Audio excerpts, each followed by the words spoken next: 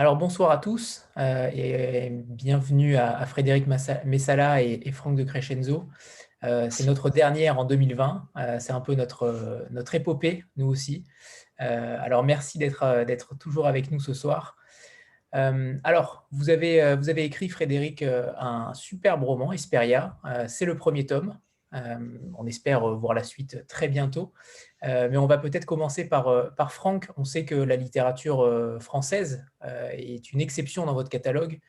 Alors justement, pourquoi avoir fait ce choix de publier un roman aussi atypique euh, dans une période compliquée? On le sait, le livre a été notamment diffusé en numérique pendant le confinement, donc avant une sortie papier, ce qui est assez aussi inédit. Alors comment s'est fait ce choix-là, Franck? Alors, le choix du livre en lui-même s'est fait de manière assez simple.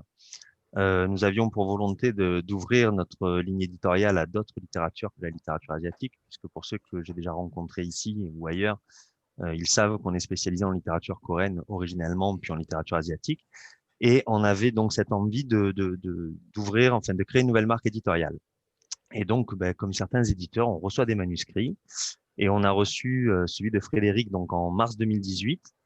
Donc, on l'a passé en comité de lecture. Et on a trouvé qu'à la fois la qualité de texte, la qualité d'écriture, le style, le thème abordé même étaient des thèmes, enfin étaient du moins tout dans leur ensemble plutôt qualitatif. Et donc ça a totalement retenu notre attention. Alors on s'est posé quand même quelques petites questions sur l'idée d'ouvrir à ce moment-là, d'ouvrir avec de la fiction française ou pas. Et puis on a été totalement convaincus finalement par le travail effectué, enfin le travail d'écriture effectué par Frédéric. Donc ça a été l'occasion pour nous de lancer cette collection. Alors, il faut savoir que donc un manuscrit en mars, un contrat en septembre, enfin entre septembre et novembre, si ma mémoire est bonne, Frédéric, Oui, c'est ça. 2018, hein, pardon, une programmation qu'on voulait initialement sur 2019, mais il y a quand même déjà un programme éditorial qui était lancé, donc on ne pouvait pas tout bousculer. Et puis, quand on crée une collection, ben, il y a tout ce qui va avec, c'est-à-dire le travail d'accompagnement de la collection, la charte graphique, trouver quel type d'esthétique on va donner à l'ouvrage, au livre en lui-même, et puis le positionnement, puisqu'il fallait affiner un positionnement.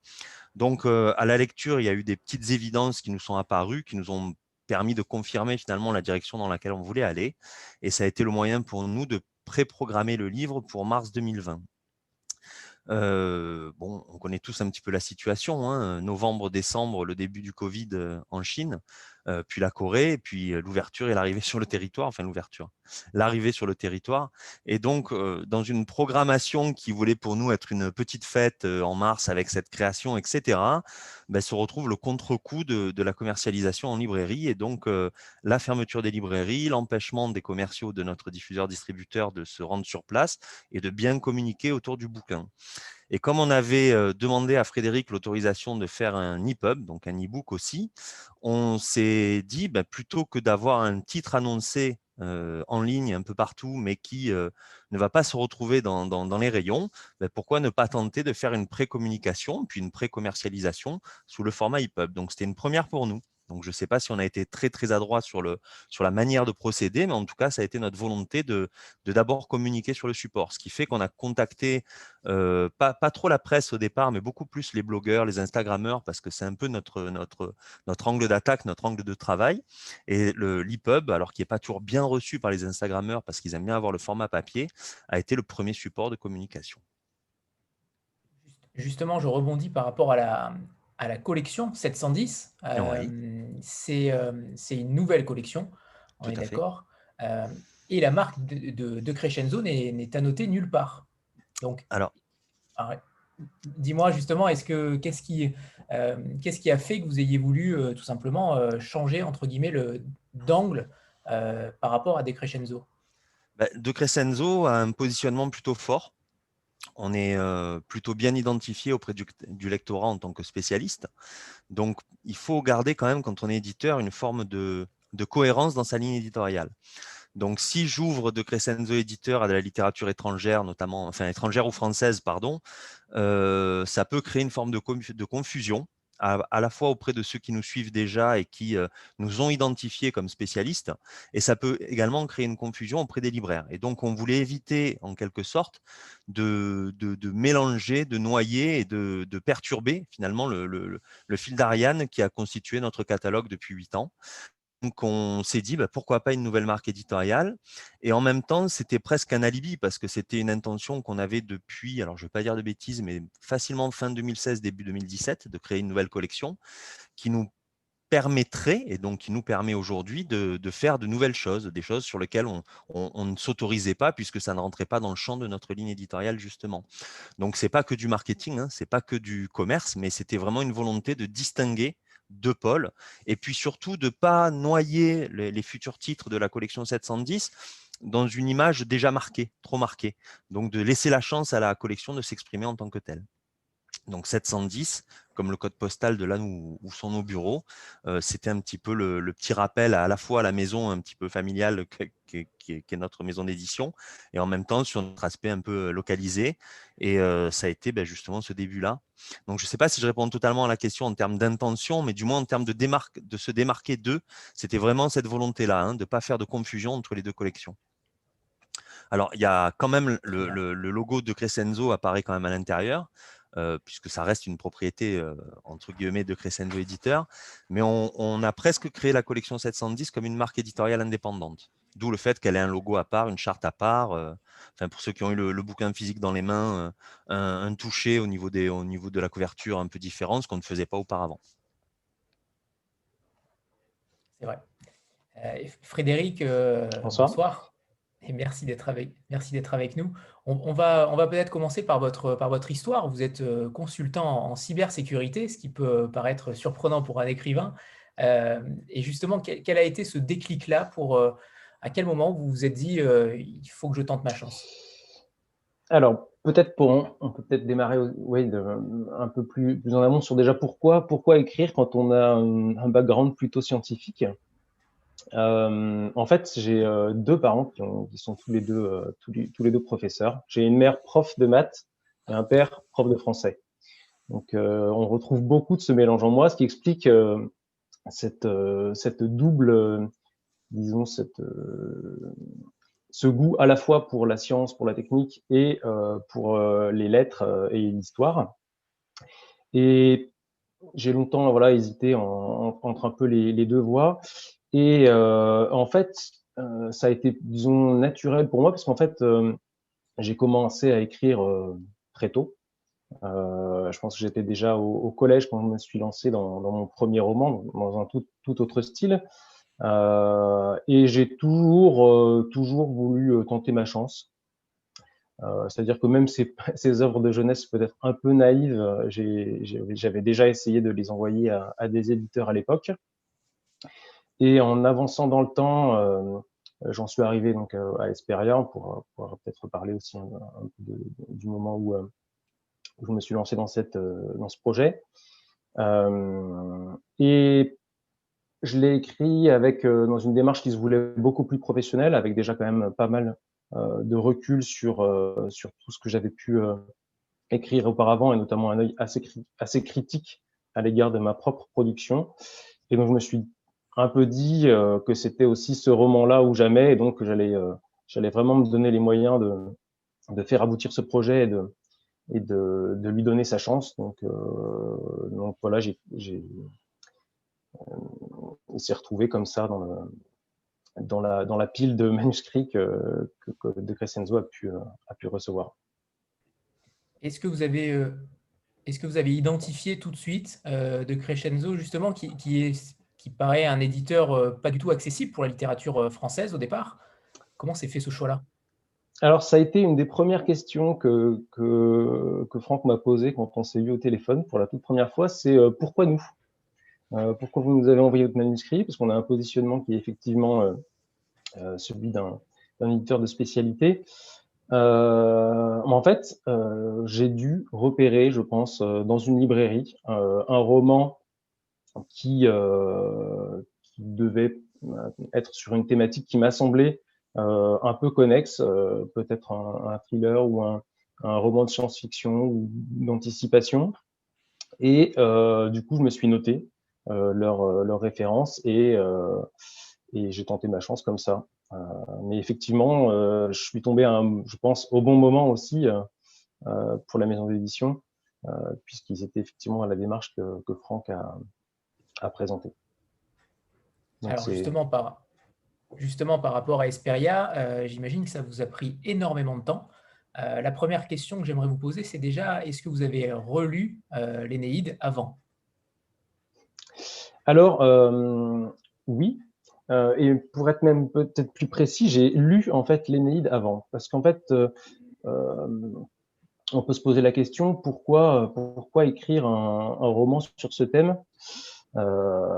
Et en fait, bon, ça fait très très longtemps que je m'intéresse à la civilisation romaine, à la civilisation grecque, de par les voyages que j'ai eu la chance de faire avec mes parents étant petit, puis ensuite les découvertes en cours de latin, en cours d'histoire, etc.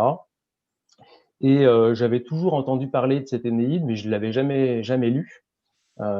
Et puis est arrivé un moment où j'avais regardé le film 3 qui est sorti avec Brad Pitt. C'était sorti au début des années 2000, mais je l'avais revu comme ça un soir en passant, et je me suis posé la question de pourquoi en fait on connaissait autant cette histoire, mais qu'on connaissait si peu l'Énéide, qui pourtant se voulait une prolongation de cette histoire-là. Donc je me suis dit, regarde même, enfin non seulement tu n'en connais pas d'adaptation moderne, mais tu n'as même jamais lu le texte d'origine. Regarde ce que ça donne, et puis peut-être qu'il y a moyen d'en faire quelque chose. Donc bon, je me suis plongé dedans par curiosité. Une traduction un peu ancienne d'ailleurs, fin du 19e siècle. Et à la fin, j'ai été complètement convaincu. Je me dis bon, si, il y a vraiment quelque chose à faire. Il y a même presque trop de matériaux dans l'œuvre d'origine. Et donc après, ça m'a amené à faire un certain nombre de choix. Mais j'ai été vraiment convaincu. Donc oui, non seulement je l'ai relu, mais je l'ai découvert à cette occasion-là. Par rapport au choix que vous avez fait, aux coupes, entre guillemets, que vous avez fait dans l'Énéide, vous n'avez pas pu tout aborder. Pourquoi cette période-là? Pourquoi ce moment crucial-là? Alors, dans l'Énéide, donc l'Énéide est divisée en 12 chants, avec en fait raconte en fait toutes les péripéties qui arrivent au groupe de Troyens après la guerre de Troie, qui restent groupés autour d'Énée depuis leur départ de Troie jusqu'à leur arrivée en Italie actuelle. Avec tout un tas de péripéties qui sont pas sans rappeler un peu ce que Homère avait décrit dans l'Odyssée, où il s'arrête dans différents points du pourtour méditerranéen. Il leur arrive tout un tas de choses, des épidémies, des naufrages, des rencontres aussi avec la reine de Carthage. Je ne sais pas si certains sont familiers avec toute cette histoire d'amour entre Énée et Didon, c'est un amour qui finit mal. Et en fait, à chaque fois, du coup, ces Troyens sont obligés de repartir pour diverses raisons. La raison fondamentale étant que les dieux ne les destinent pas à s'installer ici, et donc les poussent toujours vers l'avant, vers l'endroit qui leur est vraiment destiné, et où ils vont essayer de s'installer. Moi, ce qui m'a intéressé donc du coup, les six premiers chants de l'Énéide racontent un peu tout ce parcours, et les 6 suivants racontent l'installation des Troyens, installation, disons, un peu contrariée des Troyens en Italie. Du coup, moi, j'ai choisi de garder vraiment que cette deuxième partie, plus une partie de flashback où Énée raconte la chute de Troie à Didon la première fois qu'il la rencontre. Pourquoi du coup cette deuxième partie? Pour 2 choses. D'une part, j'ai une fascination particulière pour Rome, la civilisation romaine, et donc là on est dans le moment de l'Énéide où l'histoire troyenne s'articule avec les fondations mythologiques de la civilisation romaine. Donc, j'avais un intérêt particulier pour ça. Et aussi, parce que j'ai une fascination particulière pour tout ce qui est roman de découverte, d'exploration, d'installation, de colonisation. Et du coup, voilà, ça matchait bien sur ce type de thématique que j'avais envie d'explorer. Sachant qu'en me concentrant sur cette partie-là, je me laissais quand même la liberté d'évoquer tout ce qui se passe avant, soit par le biais de flashbacks, soit dans les pensées ou dans les dialogues des différents personnages. Stéphanie? Oui, bonsoir Franck, bonsoir Frédéric et bonsoir à tous. Alors moi, j'ai lu votre roman, en fait, à la fin du confinement. Je l'ai lu en version numérique, justement. Et voilà, c'était sans doute moins confortable que la version papier, d'autant plus que j'ai vu dans la version d'Anthony qu'il y avait des cartes, des choses Oui. un peu plus... Alors, je ne me souviens pas d'avoir vu ça de façon aussi précise dans la version numérique. Je ne sais pas si c'était présent. D'accord, ouais. Bah oui, voilà, c'est ça. Donc, vous l'avez mis dans la version numérique ou pas? Normalement, oui.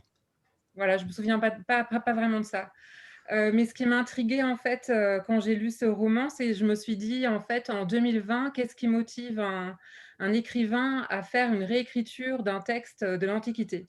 C'est-à-dire, alors bien sûr, on peut imaginer très bien que vous avez une fascination pour ce monde, cette culture, cette civilisation, mais au-delà de ça, au-delà de simplement cette passion, est-ce que vous avez l'impression que les récits, ces récits-là, la civilisation antique, elle est capable aussi de dire quelque chose de notre monde? Et est-ce que c'est un détour pour vous de passer en fait par l'Antiquité pour dire des choses qui nous concernent de plus près encore?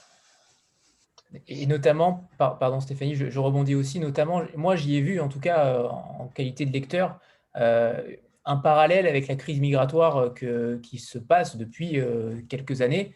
Je ne sais pas si c'est volontaire ou pas, si ça vous rapproche de cela, mais en tout cas, j'y ai vu ce parallèle-là. C'est deux très bonnes questions. Alors, pourquoi réécrire une œuvre antique? En fait, ma motivation première, c'est que j'essaie d'écrire un livre que j'aurais aimé lire. Moi, je suis fasciné par les livres qui font voyager dans le temps, voyager dans l'espace. Et cette thématique de l'Énéide, elle a l'avantage de mêler deux contextes que j'apprécie énormément, qui sont la mythologie grecque et la guerre de Troie, et, comme je disais tout à l'heure, Rome et tous les mythes de sa fondation. Donc, j'aurais aimé pouvoir lire ce livre, donc je me suis lancé dans son écriture. Après, effectivement, dans les thématiques, en fait, je trouve que c'est vraiment la force de tous ces mythes très anciens, parce qu'en fait, ils véhiculent des messages et des symboliques qui sont très fortes et qui sont d'ailleurs multiples. Si je vous demande aujourd'hui de quoi parle l'Iliade et l'Odyssée, je pense qu'on peut en parler pendant des heures.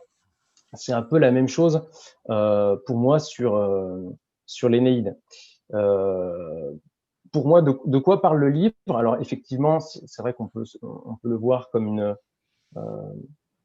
une métaphore effectivement des migrations, des migrations qui viennent de secteurs qui sont aujourd'hui encore, hein, on peut le dire, des secteurs avec des fortes tensions géopolitiques, puisque on voit deux peuples qui ont migré dans Hesperia, qui sont les Troyens qui viennent d'Anatolie actuelle, donc en Turquie, et on fait allusion aussi aux Carthaginois qui, eux, sont originaires de Tyr, donc de la bande de Gaza,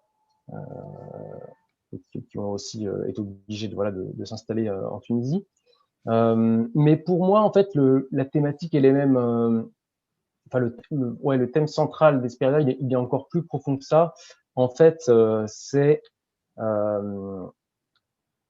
comment trouver sa place dans le monde, et en particulier retrouver sa place dans le monde, se reconstruire après une catastrophe, après un épisode aussi destructeur que ce qu'a pu être la guerre de Troie. On a des personnages qui ont vraiment tout perdu et qui vont, avec leurs différentes sensibilités, leurs différentes appréciations de la situation et de leur propre personnalité, répondre différemment à cette situation. Pour ça, c'est aussi pour moi un récit un peu initiatique. Dans l'Énéide d'origine, c'est même encore plus fort parce qu'on a un épisode que j'ai pas conservé parce que j'ai vraiment essayé d'enlever tout le fantastique de l'histoire pour construire un récit réaliste, mais où Énée descend aux enfers, puis remonte à la surface. Donc on a vraiment cette symbolique de je meurs et je reviens à la vie et je reconstruis quelque chose de nouveau. Mais pour moi, voilà, je l'ai conservé aussi ce parallèle-là en le déplaçant un petit peu, où on a tous les chapitres qui se passent la nuit de la chute de Troie, qui servent un peu d'intercalaire aux différentes parties du livre, et cette reconstruction qui se fait en Hesperia tout au long du roman. Donc vraiment, c'est ce que je trouve vraiment de fascinant dans ces histoires, c'est que c'est des thématiques qui sont universelles et qui sont du coup aussi intemporelles et qui peuvent parler à chaque époque et à chacun. Sandra? Oui, bonsoir à tous. Bonsoir Frédéric et Franck. Bonsoir. D'abord, j'aime beaucoup souvent l'idée des réécritures de classiques. Je trouve ça à la fois, c'est un bel hommage souvent à la littérature et à la fois c'est courageux, je pense aussi, parce que c'est quand même un exercice compliqué et puis je pense que voilà, faut aussi être à la hauteur. Enfin, moi je trouve ça assez extraordinaire de s'engager dans une réécriture. Alors moi j'ai pas lu votre livre, mais je connais un petit peu l'Énéide. Maintenant, qu'est-ce que vous diriez finalement à un lecteur aujourd'hui pour lire votre livre et ne pas finalement choisir de lire Virgile, mais plutôt lire Frédéric Messala? Comment vous pourriez pitcher finalement ce livre pour donner envie plutôt d'aller vers le vôtre, plutôt que d'aller vers Virgile? Alors peut-être Franck, peut-être Frédéric, je ne sais pas, ou les deux. Frédéric d'abord. Allez, je me lance. Effectivement, alors juste peut-être en introduction pour répondre à la première partie de votre question, la difficulté de la réécriture, en fait, pour moi, il y a à la fois c'est difficile parce que du coup, on se confronte à Virgile, qui n'est quand même pas n'importe qui, et qui a inspiré des générations et des générations de poètes et de romanciers talentueux. Mais c'est aussi quelque part une manière de le remercier et de lui rendre hommage à travers les siècles, puisque la jeunesse du projet, c'est vraiment cette constatation du fait que on en fait des tonnes sur l'Iliade, l'Odyssée et certains autres mythes antiques, et que son œuvre à lui, qui a pourtant été énormément étudiée à l'époque romaine et énormément continuée en fait, y compris au Moyen Âge et à la Renaissance, est à notre époque à nous complètement tombé dans l'oubli. Donc voilà, c'était aussi une manière de rendre hommage et de remercier ce formidable poète par-delà le temps. Ensuite, pourquoi lire Hesperia plutôt que de lire l'Énéide? Eh bien, déjà parce que l'auteur est vivant. On peut avoir l'occasion de lui parler. Chose. Voilà. Pour différentes raisons, donc j'ai effectivement, donc c'est une réécriture de l'Énéide, mais ça n'est pas simplement une réécriture, c'est-à-dire que j'ai pris alors c'est une réécriture au sens où le déroulement de l'histoire est globalement conforme à ce que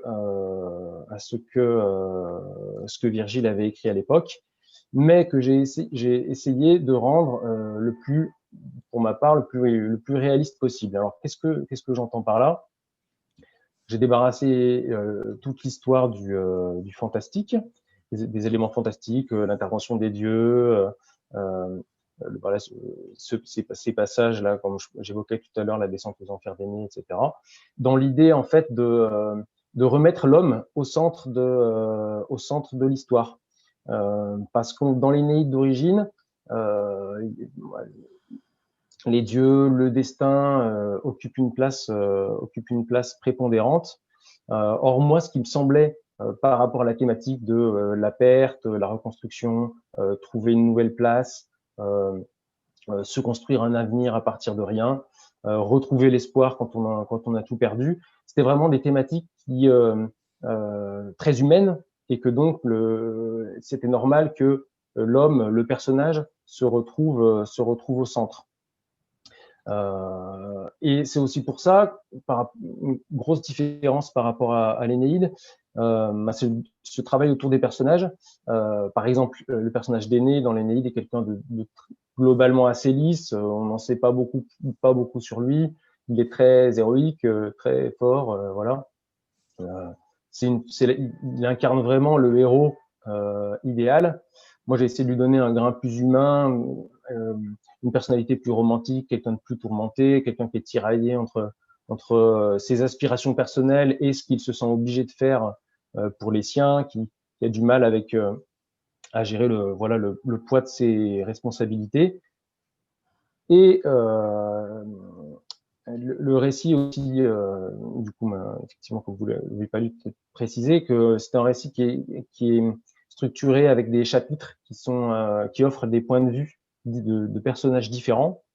Donc, il y a effectivement Énéas qui a ses propres chapitres, mais il y a aussi ils sont 5 personnages au total qui ont chacun leur propre chapitre avec leur propre approche et leur propre manière humaine de gérer la situation. Et chaque personnage, justement, se trouve dans un navire au départ. Alors, attends, tout à fait. J'ai un petit souci d'ordinateur.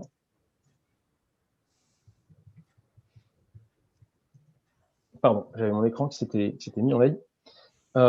Oui, donc en fait, au démarrage de l'histoire, la flotte troyenne arrive en Hesperia. Donc c'est vraiment une flotte militaire. Ils ont laissé derrière eux, dans l'île de Trinacria, donc qui est la Sicile, où ils ont établi une base arrière, toute leur famille, tous leurs enfants, parce qu'ils savent pas du tout comment ça va se passer au moment où ils vont débarquer. Et donc, on suit un certain nombre des capitaines de ces bateaux, qui sont des personnages plutôt influents au sein des Troyens, mais aussi certains qui sont de simples combattants. On a par exemple le personnage de Nisus, qui lui est un ancien marchand d'épices, donc pas du tout un soldat, qui s'est retrouvé forcément mobilisé au moment de la guerre de Troie, qui a tout perdu, et qui a vraiment tout perdu, y compris son épouse et le goût de vivre, tout simplement, et à qui on va confier un jeune orphelin pour essayer de lui donner un but dans la vie, qui est de prendre soin de ce jeune garçon, le former au métier des armes et devenir en quelque sorte son père de substitution. On va aussi avoir peut-être, j'y réfléchissais tout à l'heure, je me suis dit que ça avait aussi un peu une résonance actuelle. On a aussi le personnage d'Achates, qui est le meilleur ami d'Énée, qui est à peine esquissé dans l'Énéide d'origine. Donc j'ai essayé d'en faire un personnage aussi, voilà, un peu plus étoffé, et qui lui a épousé une Troyenne juste avant le début pendant la guerre, et qui a mis sa vie entre parenthèses pendant toute la durée de la guerre, pendant toute la durée de cet exode qui dure 7 ans, pendant lequel les Troyens essaient de trouver leur place, et qui, ça y est, se dit, bon, on arrive en Hesperia, c'est la terre promise, c'est le moment de reprendre la vie qu'on a tous mis entre parenthèses, et lui, son projet, c'est de fonder une famille avec la femme qu'il aime et avec qui il attend depuis 7 longues années. Moi, ça m'évoquait aussi un petit peu, voilà, ce qu'on peut vivre aussi cette année 2020, qui a été une parenthèse dont on souffre tous plus ou moins, et on attend tous forcément le retour des jours heureux et ce moment où on pourra de nouveau refaire des projets sans avoir cette incertitude, cette angoisse qui nous accompagne vis-à-vis de l'avenir. On ne pourra pas, par contre, découvrir une nouvelle terre. Ça, c'est bien dommage. Non, ça va être difficile. Naomi ? Pardon, allez-y, Frédéric, je vous ai coupé. Oui, je voulais dire, découvrir une nouvelle terre, c'est bien. Après, arriver à s'installer, parce que là, c'est effectivement tout l'enjeu d'Hesperia, c'est dont les Troyens arrivent. ils débarquent et puis la terre promise, elle est déjà occupée. Il y a des peuples qui vivent là depuis des siècles et il va falloir qu'ils arrivent à se trouver une place dans cet équilibre qui s'est établi dans la région, qui vont venir perturber. Naomi? Bonjour à tous, bonjour Franck et bonjour Frédéric. J'aurais une question sur les genres littéraires, revenir sur un aspect sur lequel vous êtes attardé. Il me semble, j'espère ne pas déformer votre propos, que vous avez dit que vous avez enlevé de l'Énéide l'aspect fantastique et peut-être merveilleux pour en faire un récit réaliste. Donc ma question serait de savoir, est-ce qu'en dehors de cette œuvre-là, vous avez écrit des œuvres qui s'inscrivent dans d'autres genres littéraires? Et si oui, est-ce que ces genres littéraires ont eu une influence au moment de l'écriture et de la réécriture de l'Énéide? Si oui, quelles sont ces influences? Puis, j'avais une question qui porte toujours sur la structure du texte et sur la réécriture. Alors, ma question serait de savoir si, en dehors de la réécriture qui est en elle-même un hommage à l'œuvre de Virgile, est-ce qu'il y a d'autres clins d'œil, par exemple, au niveau de la structure, c'est-à-dire des chapitres ou au niveau des personnages? Je ne l'ai pas encore lu, mais il me semble que les noms des personnages restent quand même à consonance latine et hellénistique. Est-ce qu'il y aurait comme ça dans l'œuvre d'autres clins d'œil plus ou moins discrets ou plus ou moins implicites en termes d'hommage à cette littérature classique au sens premier du terme? Alors, merci pour votre question. Avant de savoir, je voulais juste voir, je voulais dans le chat qu'il y a des gens qui voulaient le pitch de Franck. Ça viendra. Voilà. Ok, on fera après. Ok. Donc, je réponds à la question d'abord. Oui, vas-y Frédéric, pardon. Enfin, c'est Anthony qui anime, mais tu peux. Oui. Comme vous le souhaitez, tous les deux, comme vous le souhaitez. Arrangez-vous. Bon, mais... Parce que là... Vas-y, Franck. Non, je voulais que tu répondes à la question parce que justement, elle est pertinente d'abord, et puis au moins ça reste frais dans l'esprit. Je pourrais faire un pitch juste après. Ok, ça marche. Alors oui, tout à fait. J'ai écrit, disons, des romans avant dans deux styles légèrement différents. Donc j'ai écrit des romans de fantasy où il y a effectivement du coup des éléments de fantastique qui ici sont gommés. Qu'est-ce qu'on peut en retrouver dans Hesperia? Eh bien, deux choses. Je pense déjà ce goût pour l'épique, pour l'histoire avec des grands enjeux, des héros, avec des dilemmes à résoudre et des situations qui ont des impacts sur des peuples entiers. Ça, c'est vraiment disons, une thématique commune. Et on a aussi une autre thématique qu'on retrouve dans mes deux œuvres, qui est en fait cette gestion de la perte et de l'avenir. Le héros de cette série de fantasy que j'avais écrit assez jeune, hein, j'étais encore étudiant. Lui aussi, il a tout perdu. Par contre, il réagit pas du tout comme Énéas à sa perte, c'est-à-dire que lui, il se mure dans sa solitude. Il dit, j'ai tout perdu, donc ma réponse à ça, c'est je ne veux plus jamais rien reconstruire pour ne plus jamais rien perdre. Et donc là, on a un peu la même thématique et pas du tout la même manière de la gérer dans nos Troyens d'Hespérien. Et autre style dans lequel j'ai écrit, j'ai aussi un projet qui est en cours, c'est une trilogie. J'ai écrit le premier juste avant d'écrire Hesperia, donc il y a vraiment une connexion forte entre les deux, qui est un roman historique qui raconte l'histoire d'un groupe de légionnaires romains qui se retrouvent en Germanie à un moment du règne d'Auguste où les Germains se révoltent et en fait les Romains sont chassés et les légions battent en retraite de l'autre côté du Rhin et eux se retrouvent isolés tout seuls en Germanie. Et là, en fait, c'est je pense qu'on peut voir aussi ce roman-là dans Hesperia dans deux choses. Le type de narration avec les différents points de vue, puisque dans l'autre, on a un peu on a exactement le même découpage, parce qu'il y a 12 personnages au lieu de 5. J'avais trouvé que 12, c'était beaucoup, donc dans Hesperia, j'ai réduit ce nombre.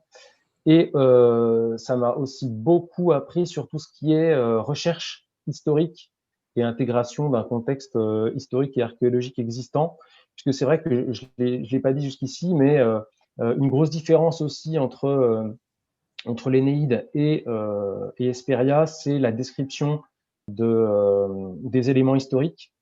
En fait, Virgile, quand il a écrit l'Énéide, il a écrit un poème où c'est censé se passer 1000 ans avant qu'il écrive, mais en réalité, les personnes se comportent et les lieux, les manières de se battre, etc., sont vraiment romaines, contemporaines de l'auteur.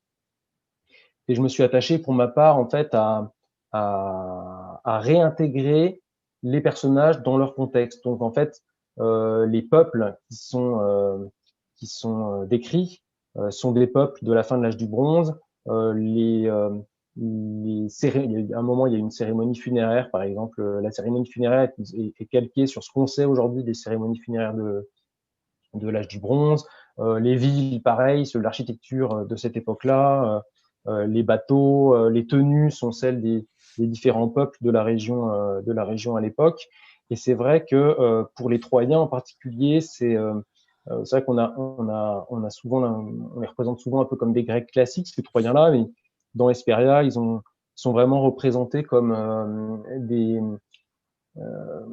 ressortissants de la civilisation hittite, donc une civilisation qui a grandi en Turquie pendant l'âge du bronze et qui s'est confrontée notamment avec les Égyptiens, la fameuse bataille de Kadesh. Christian Jacques a fait toute une série de romans.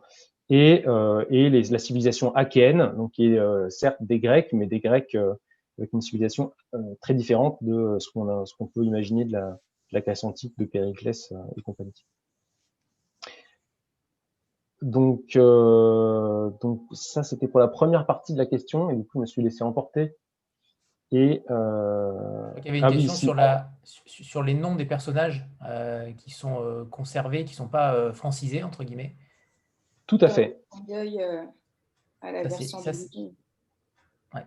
Tout à fait. Alors, je ne sais pas si on va pouvoir parler de clin d'œil, mais il y a énormément de choses que j'ai gardées de la version d'origine. C'est-à-dire toute la progression de l'histoire est globalement identique. Les noms des personnages sont les noms des personnages qu'on peut trouver dans l'Énéide d'origine. Parfois, j'ai étoffé leur rôle. Parfois, j'ai modifié un petit peu la phonétique pour essayer de coller plus.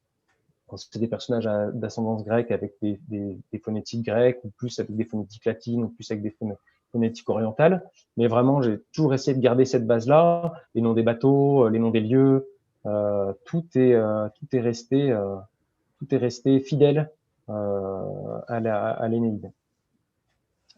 Et ensuite, dans la structure même du roman, donc le roman, il est divisé en 6 chants, un peu comme les 6 chants qu'il y avait les 6 derniers chants de l'Énéide que j'ai conservés. Le découpage n'est pas exactement un pour un, mais c'était vraiment l'idée de conserver un maximum de choses. Et pareil, quand on avait des éléments intéressants, on les passait des personnages, j'ai essayé de réintégrer, de me réapproprier un maximum de choses.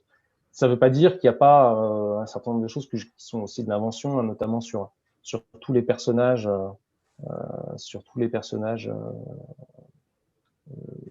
qui interviennent.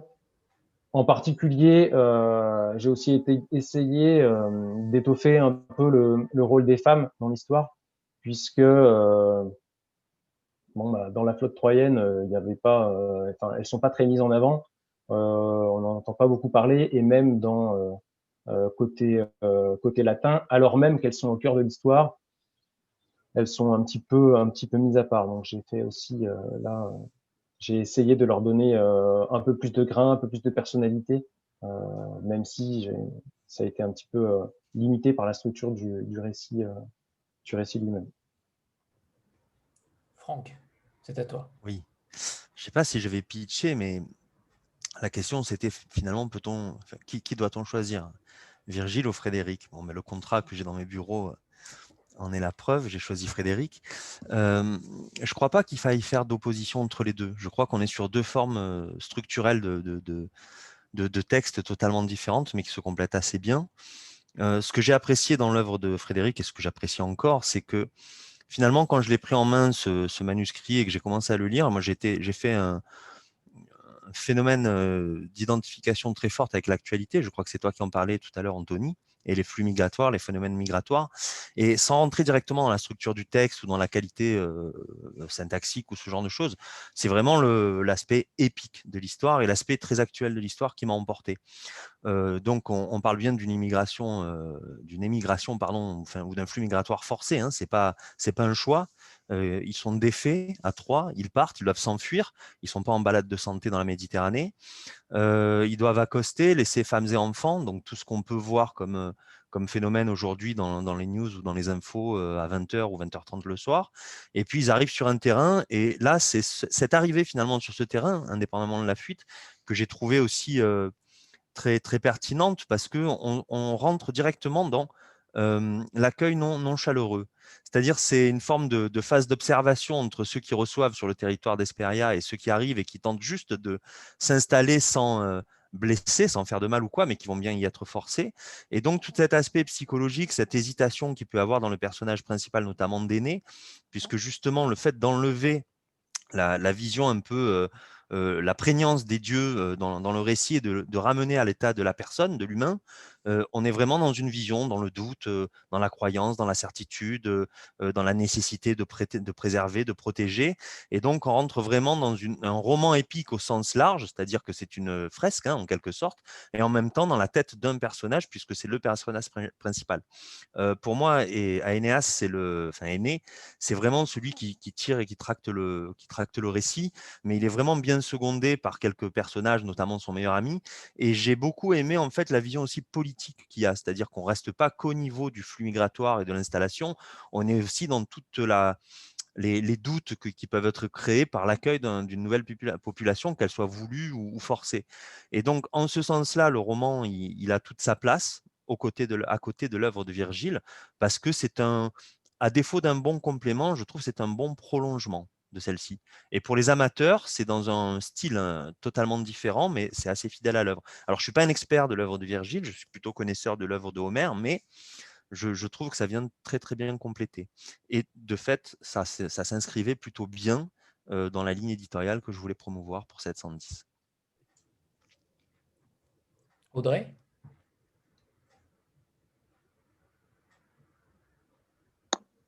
Oui, Bon. bonsoir. Bonsoir. C'est bon. J'ai deux questions pour Frédéric. J'aurais voulu savoir si vous connaissiez en fait la proposition de réécriture d'Ursula Le Guin à propos de Lavinia, qui donne en fait la parole à ce personnage féminin qu'on voit très peu dans l'Énéide et qui garde la part fantastique puisqu'elle fait dialoguer Lavinia avec Virgile à plusieurs années d'écart. Et ma deuxième question, c'était quel personnage vous avez préféré redécouvrir et réécrire en fait? Alors, tout à fait, j'ai effectivement lu le roman, une émission qui s'appelle Lavinia, de Ursula Le Guin.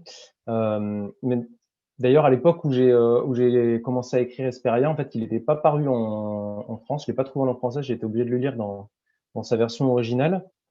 Et effectivement, on est vraiment sur deux approches qui sont assez différentes de l'histoire, au sens où, de son côté, elle met vraiment Lavinia, donc qui est la fille d'un des rois, du roi des Latins, et qui va. C'est difficile de répondre à la question sans en dévoiler trop de l'intrigue, mais qui va se retrouver parmi les enjeux de toute l'histoire, mais qui a un rôle en fait très passif dans cette histoire, c'est-à-dire elle le subit, et Ursula Le Guin, elle, va essayer de montrer que en fait, c'est pas juste une potiche qui va faire l'objet d'un marché, et elle avait quand même une personnalité, qu'elle a vécu les événements d'une certaine manière. Et bien sûr, quand j'ai terminé de faire les corrections et les différentes revues de Vesperia, je pense que j'ai un petit peu insufflé de cette humanité supplémentaire de Malaviglia que Le Guin avait pu mettre dans la sienne. Après, l'approche et le récit est pas du tout le même, au sens où comme le disait Franck, j'ai vraiment essayé de réintégrer l'humain et la géopolitique du Latium de l'époque dans le récit, toutes les négociations, les tractations entre les différents camps, les incompréhensions qui amènent à faire monter la tension, etc. J'en raconte pas trop là-dessus, mais c'est vraiment toute cette mécanique géopolitique joue un rôle majeur dans ma réécriture, et pour moi, c'est beaucoup plus effacé dans la proposition d'Ursula Le Guin. Ensuite, sur la question de la réécriture des personnages, il y a un personnage, un des personnages principaux dont on n'a pas encore parlé, qui s'appelle Achaemenides, qui est un personnage un petit peu atypique dans le groupe des Troyens, puisque lui, en fait, c'est un Achéen, c'est un Grec, qui faisait partie de la flotte d'Ulysse. Et au moment où Ulysse passe au large de la Sicile et des îles éoliennes, son bateau fait naufrage et il se retrouve tout seul, naufragé sur une île. Et tout ça, ça se passe avant le début d'Hesperia. Sauf que les Troyens qui passent par là quelques temps après le récupèrent. Ils savent pas trop quoi en faire, et Énée intervient pour dire bon bah c'est un naufragé, c'est une personne. Aujourd'hui, la guerre est finie, on va pas se venger contre lui. Il le prend un peu sous son aile, il accepte donc d'une part de le récupérer, et puis de le laisser se joindre, au groupe. Et donc lui, c'est un Grec parmi les autres, et il a un rôle particulier dans le récit, puisque en fait, comme c'est un Grec, donc vu par les autres comme un ennemi juré des Troyens, il est envoyé en agent infiltré chez les Latins pour essayer d'observer ce qui se passe et de donner des informations aux Troyens à distance. Et c'est du coup un des personnages aussi avec lequel je me suis donné un peu plus de liberté, puisqu'il apparaît très peu en fait dans l'Énéide, et donc il m'offrait à côté de ça la possibilité de raconter de l'intérieur de chez les Latins, donc, des choses qu'on ne voit pas en fait dans l'Énéide, ou qui sont décrites de manière moins détaillée, puisque c'est vraiment l'envers du décor et l'envers des négociations, et l'envers de cet accueil contrarié, ou ce refus d'accueillir les Troyens en Hesperia. J'ai un petit fait voilà pour ce personnage-là. Karine? À moins que Franck ait aussi un personnage préféré auquel tu t'es identifié, ou tu as le micro coupé, Franck? Je pensais justement au même personnage quand Frédéric en parlait, parce que c'est lui qui a finalement le rôle le plus trouble dans le roman, justement où tout au long de la lecture, on se demande s'il va pas trahir, passer de l'autre côté, revenir, s'il va pas abandonner, revenir sur finalement la faveur que lui ont fait les Troyens. Et donc ce côté où on est dans la géopolitique moderne, hein, c'est-à-dire des espions qui se déplacent pour connaître les intentions. Alors c'est pas James Bond bien entendu, mais ça a un côté comme ça du personnage vraiment qui rentre dans une forme de quotidien afin d'aider ceux qu'il est censé soutenir. Donc oui, j'avais une certaine affection pour lui. Aîné, c'est le personnage central, donc on peut l'aimer totalement ou le détester totalement, mais il reste très très dominant.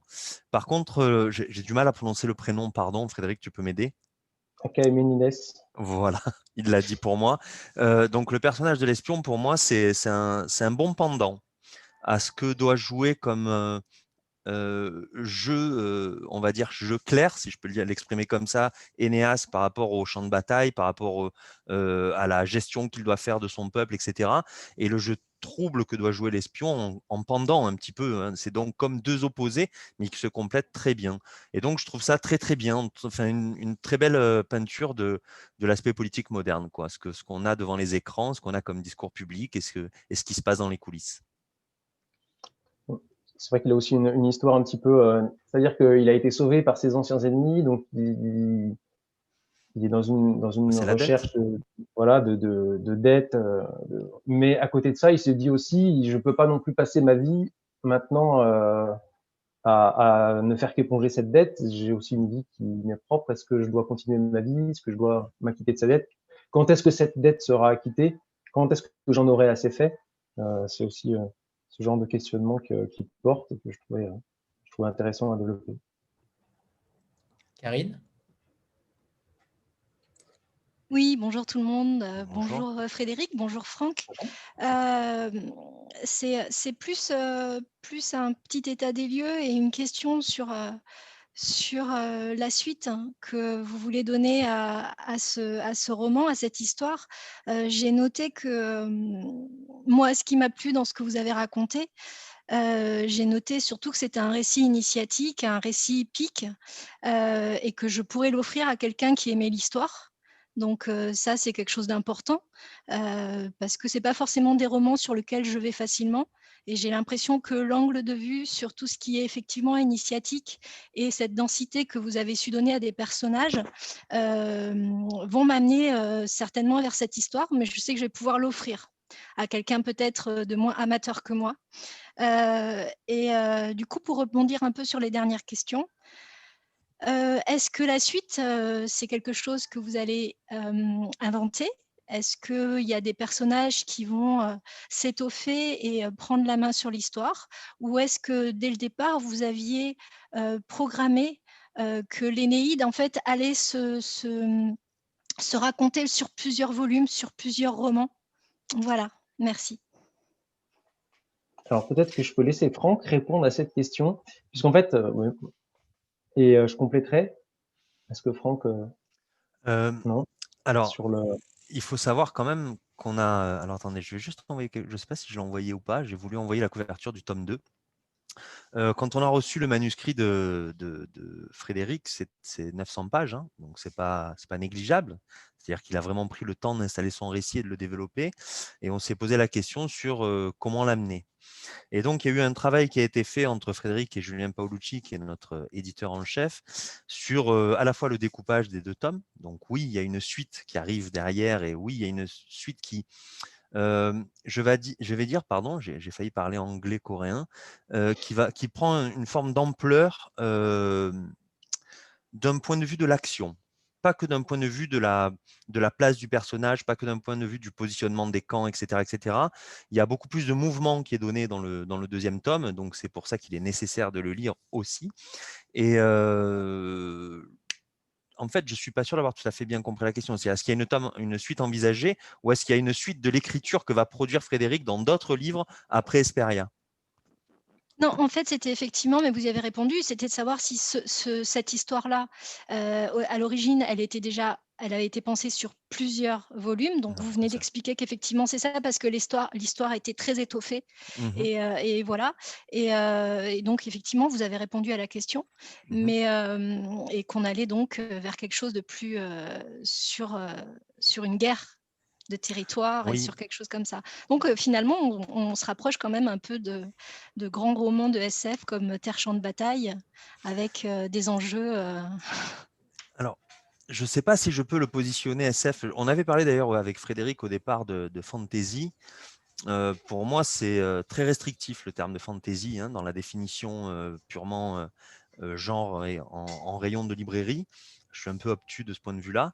Donc, j'ai voulu le repositionner, du moins intellectuellement, puisque dans le travail d'écriture, il n'y avait pas de changement à faire, mais vraiment sur quelque chose en tant que roman épique. Et j'aurais aimé employer le terme de roman historique, mais on sait bien ce que c'est que la trahison sur la base d'une fiction, c'est-à-dire puisqu'on n'est pas Ouais. dans le récit du réel déjà.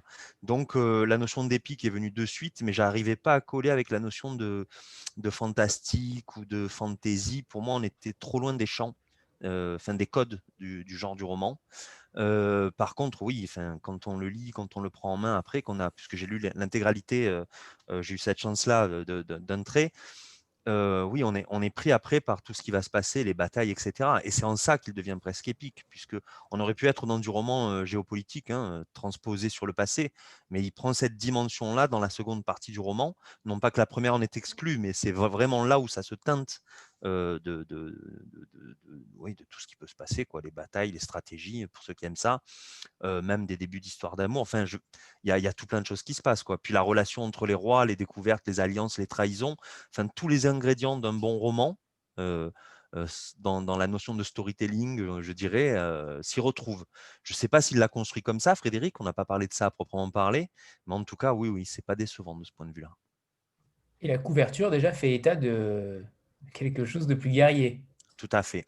Tout à fait. Alors, c'est là où finalement le voyage en bateau, on l'a voulu comme symbole de ce premier tome. Bien entendu, on n'a pas 400 pages, puisqu'il ne fait pas loin de 420 pages. On n'a pas 420 pages de voyage en bateau dans le tome 1.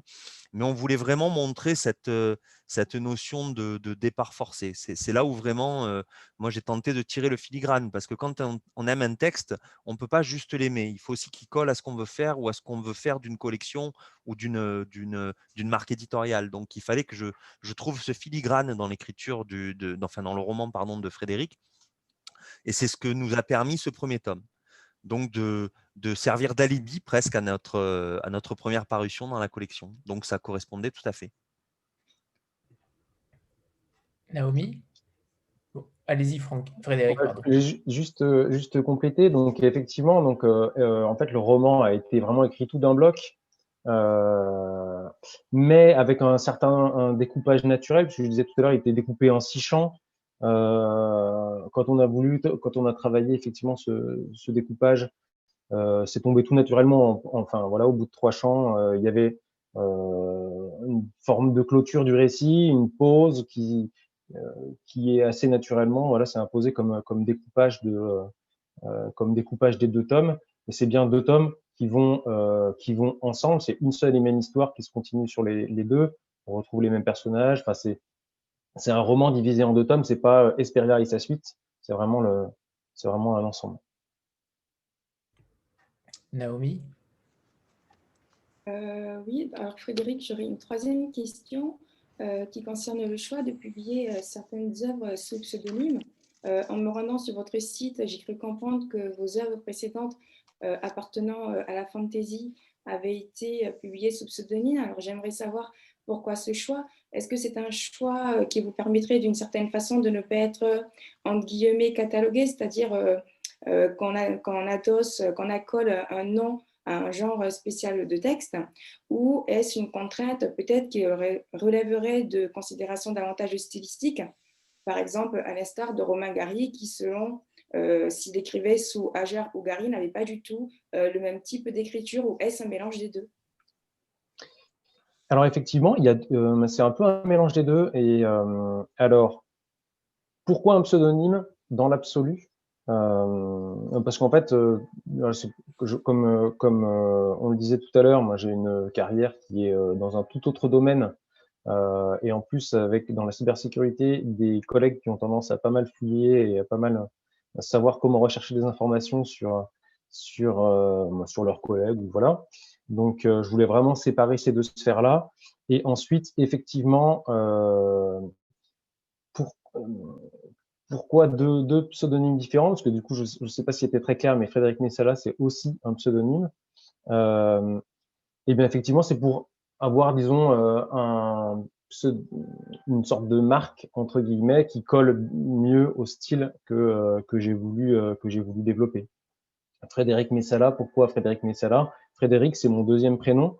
donc, qui m'a été donné par mon parrain auquel je tiens beaucoup. Et Messala, c'est un nom romain qui commence par la même lettre que mon nom de famille. On me pose souvent la question de est-ce que Messala c'est un rapport avec Ben-Hur puisque c'est le nom d'un des personnages du film, mais en l'occurrence non, c'est voilà, c'est vraiment juste pour donner cette coloration romaine antique qui va bien avec le style de l'œuvre.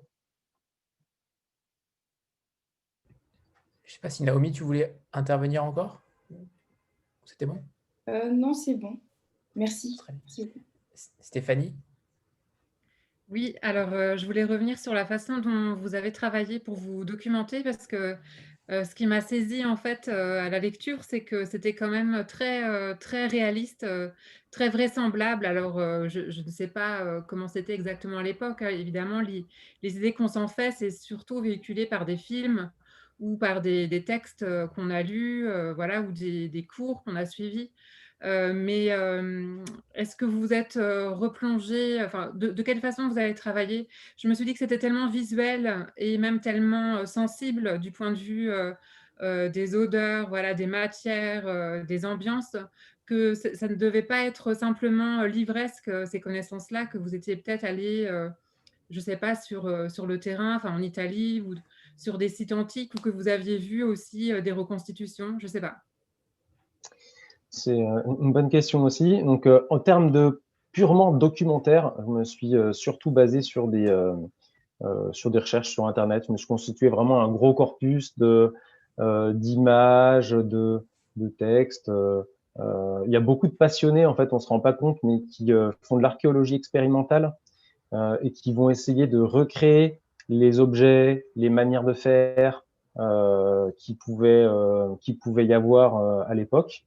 Donc, par exemple, il y a vraiment, par exemple, des gens qui s'amusent aujourd'hui à recréer de toutes pièces des armes et des armures de l'époque achéenne, à partir de documents, de sculptures, etc. Ils essaient de recréer ces objets-là avec les mêmes techniques que l'époque, et ensuite de les utiliser de la même manière qu'à l'époque, c'est-à-dire on se rend compte, je sais pas, on a un gros marteau qui sert à se battre, ben on s'aperçoit qu'en fait, une fois qu'on l'a en main, on est obligé de se battre d'une certaine manière. Donc voilà, c'est tout ce qu'ils appellent archéologie expérimentale. Donc on trouve beaucoup de choses sur tout ça sur Internet. Ensuite sur les lieux, et bien effectivement, c'est vrai qu'on n'a pas trop parlé de l'écriture d'Hesperia. Hesperia était écrite en deux parties. Le premier tiers, je l'ai écrit alors que j'étais encore consultant en région parisienne. Et en fait,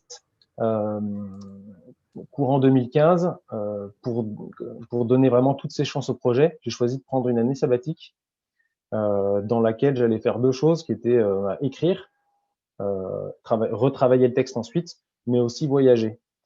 Et par exemple, au mois de juin 2016, j'ai passé tout un mois en fait à Rome et dans les environs de Rome pour m'imprégner des lieux et aller sur tous les endroits où je faisais passer Énée et ses compagnons pendant le récit. Donc je me suis rendu dans la banlieue de Rome, sur les bords du Tibre, à l'endroit où j'avais fait accoster les navires. Je me suis rendu aussi, j'ai refait tout le circuit. Alors ça transparaît pas forcément dans Hesperia, contrairement d'ailleurs, comme Naomi le disait tout à l'heure, dans le roman d'Ursula Le Guin, où là, elle utilise des procédés fantastiques pour faire des flashbacks et des flash-forward et mettre en parallèle ce qui a pu se passer et puis ensuite ce que c'est devenu. Donc, le petit village et puis Rome 1000 ans après. Donc voilà, donc il y a un des chapitres de ce tome 1 où en fait Énée fait tout un circuit sur ce qui deviendra un jour Rome. Donc on a la roche tarpéienne, les flancs du Capitole, la vue sur la vallée qui aboutit aujourd'hui au Colisée. Il va sur le Palatin où il y a un petit village qui s'appelle dans le roman Palanthéon. Virgile avait gardé cette sorte d'étymologie virtuelle entre son village et la colline du Palatin que j'ai conservé moi du coup dans le récit. Donc, je décris vraiment les lieux tels que moi je les ai vus et tels qu'ils auraient pu être à l'époque avec l'état des connaissances qu'on a sur des connaissances historiques et archéologiques qu'on a. Mais donc oui, effectivement, il y a eu tout ce travail. Je suis allé sur les bords du Tibre, à l'endroit où ils débarquent aussi quand ils viennent un peu plus tard dans le livre pour une ambassade. Donc il y a effectivement eu voilà ce travail de retour sur place. Alors j'avais la chance d'être déjà allé plusieurs fois à Rome avant, donc j'avais les choses bien en tête, mais il y a quand même eu pas mal de modifications ensuite pour réintégrer certains de ces éléments, certaines choses qui n'étaient pas sur place comme moi je les avais imaginées, ou certaines ambiances, certaines voilà, comme vous disiez, des odeurs, des impressions. Franck, j'avais une question pour toi. Est-ce que c'est un type de livre qu'on rencontre extrêmement rarement en ce moment, depuis des années d'ailleurs, dans le thème qu'il aborde, dans les thèmes qu'il aborde. Est-ce que tu as pensé que c'était un risque de publier ça aujourd'hui, ou au contraire, ça a permis de se démarquer aussi de ce qui se fait habituellement? Alors oui, forcément, c'est un risque, parce que c'est pas forcément le genre le plus populaire en librairie, ou du moins auprès du grand public. Pour autant, je ne l'ai pas envisagé comme tel, je l'ai plutôt vu comme un pari plus que comme un risque. C'est-à-dire que quand on lit un texte, un manuscrit, et qu'on commence à percevoir un certain intérêt pour celui-ci, la question tout de suite après, c'est bon, combien va nous coûter l'auteur en droit d'achat? Et puis la troisième, c'est qu'est-ce qu'on va pouvoir en faire? Ça devient la question la plus compliquée, parce que finalement, s'enticher d'un manuscrit, ce n'est pas le plus dur. Donc la question, elle s'est vraiment posée au point de vue de la commercialisation. Alors, je pense qu'il y aurait eu beaucoup plus d'aspects favorables si on n'avait pas eu le report, le Covid, et puis le risque de second report qui risque d'y avoir sur le premier semestre 2021 pour le deuxième tome. Mais d'un autre côté, quand on regardait un petit peu ce qui se publiait, notamment sur ces deux dernières années, sur des textes d'hellénistes, de spécialistes, je trouvais que c'était un roman qui n'avait pas de quoi rougir face à la comparaison. Et je m'étais un petit peu renseigné, je savais qu'ils avaient un peu de succès quand même, au moins du succès d'estime déjà, ce qui est important, et un micro-succès commercial derrière pour eux. Donc on l'a envisagé vraiment comme une forme de… Oui, d'intention réfléchie, d'un pari, mais en même temps d'intention forte, d'intention profonde. Donc c'était mesuré dans le risque. Et en même temps, je ne serais jamais allé vers un ouvrage comme ça si De Crescenzo ne l'avait pas publié. Donc je pense qu'il y a un nouveau public qui s'offre à toi, je pense, Franck, par rapport à cela. Et je ne sais pas jusqu'où tu vas aller par rapport à cette littérature française, en tout cas pas étrangère, pas coréenne. Mais j'aimerais bien savoir jusqu'où tu vas aller. Est-ce que tu vas rester dans la même thématique historique, ou au contraire, tu vas peut-être aller un petit peu Non, ailleurs? je ne chercherai pas forcément à trouver le clone de Frédéric. Ce n'est pas mon intérêt. Je préfère avoir un écrivain qui se démarque plutôt qu'il se fond dans la masse. Donc, ce n'est pas forcément sur le même registre littéraire que je vais m'orienter. C'est plutôt les lignes sous-jacentes de la thématique que je vais rechercher, c'est-à-dire des choses qui correspondent à ce que personnellement j'ai envie de présenter dans notre maison d'édition. Donc, ça sera peut-être des sujets sur, alors que ça soit de la fiction ou de l'essai, mais des sujets sur de l'écologie, des sujets sur, je ne sais pas, l'immigration, des sujets sur le bien-être en tant qu'être humain, enfin, tout ce qui peut apporter un regard un peu critique, un regard un peu aussi politique, et quelque chose qui donne à réfléchir. Moi, je trouve que la littérature de Frédéric, elle donne à réfléchir. Elle ne se prend pas que comme un roman dans lequel on se met dans le fauteuil et qu'une fois reposé, on a oublié. Il y a de quoi en tirer quelque chose derrière. Donc, c'est un petit peu ça qu'on recherche. Alors, c'est notre premier auteur français. Je ne sais pas si ça lui fait plaisir, mais en tout cas, moi, oui, personnellement. Et je vois ça comme un début.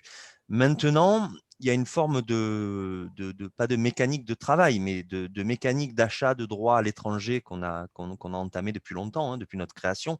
Et donc, il y a des manuscrits qui ont des échéances beaucoup plus courtes que ce qu'on a dans la littérature française, puisque on a un délai vraiment restreint, même si j'ai tenté par tous les moyens de le faire grandir, ce délai de publication, mais on a une contrainte de publication. Donc, on ne peut pas bouger tous nos programmes éditoriaux comme on le voudrait à souhait ou comme certains éditeurs qui sont purement centrés sur la littérature française peuvent le faire et réagir de manière beaucoup plus souple à l'actualité ambiante. Donc, le livre de Frédéric s'inscrivait très bien il y a un an dans une forme de panorama et d'actualité politique. Ça ne veut pas dire que ce n'est plus le cas aujourd'hui, mais aujourd'hui, c'est totalement dominé par le Covid. L'autre chose, c'est qu'il aurait peut-être fallu que je le retarde d'un an et sincèrement, j'en avais pas envie. Je trouvais que c'était le moment aussi de faire plaisir à l'auteur parce que je pense que ça peut lui faire plaisir que d'avoir le format papier dans les mains. Voilà, C'est donc sûr. c'est notre début avec lui. Et ça n'est que le début. On n'a pas encore parlé du style Frédéric Messala, qui est extrêmement limpide, c'est fluide, c'est extrêmement descriptif, notamment. Les descriptions sont extrêmement travaillées. Alors, j'ai eu peur au début pour la kyrielle de personnages. Clairement, il y a au début du livre la liste des personnages. De tous les personnages, il y en a énormément. Ça peut rebuter au départ, mais il faut aller un petit peu plus loin et se laisser porter par la première vague, sans vouloir faire de mauvais jeux de mots. Mais c'est cette qualité-là que je vous trouve véritablement à réussir à faire un roman d'aventure, un roman épique, sans tomber dans la fantaisie. Et je sais que vous avez un lien peut-être particulier avec la fantaisie, mais j'y vois pas forcément de la fantaisie, j'y vois un roman purement d'aventure. Je ne sais pas comment vous l'avez défini en l'écrivant, mais je trouve qu'en tout cas, le style est très limpide. Donc, bravo déjà pour cette qualité d'écriture-là, parce que ce n'est Merci. pas évident sur une réécriture d'un tel texte. Et il faut en parler aussi que c'est extrêmement bien écrit. Merci beaucoup. Peut-être en réaction à ça, du coup, c'est vrai qu'on parle beaucoup depuis le début du genre du roman. Pour moi, en fait, c'est effectivement pas de la fantaisie du tout. C'est pas vraiment non plus un roman historique puisque en fait il y a rien à part le contexte, les technologies, les peuples, etc. Il n'y a pas de fait historique qui est relaté dans le roman. Pour moi, le style le plus proche qu'on pourrait rattacher au livre, c'est celui du péplum. Un péplum comme j'ai déjà cité le film de Wolfgang Petersen 3, par exemple, mais c'est vrai que c'est aujourd'hui un genre qu'on voit plus au cinéma et qui n'est pas aussi courant qu'il pouvait l'être dans les années 50 ou 60, mais qui correspond assez bien à ce style de récit dans lequel j'ai voulu transposer l'Énéide. Ensuite, par rapport au style, c'est vrai que en fait, donc je disais tout à l'heure que moi j'aime bien, mon ambition en tant qu'auteur, c'est d'écrire des livres que j'aurais aimé lire, et je suis toujours extrêmement frustré quand je lis un roman où tout va très vite, l'intrigue est passionnante, mais le contexte, les lieux sont décrits de façon très légère, et j'ai du mal à imaginer ou à me représenter ou à me plonger dans l'ambiance qui pouvait régner dans ce que décrit l'auteur.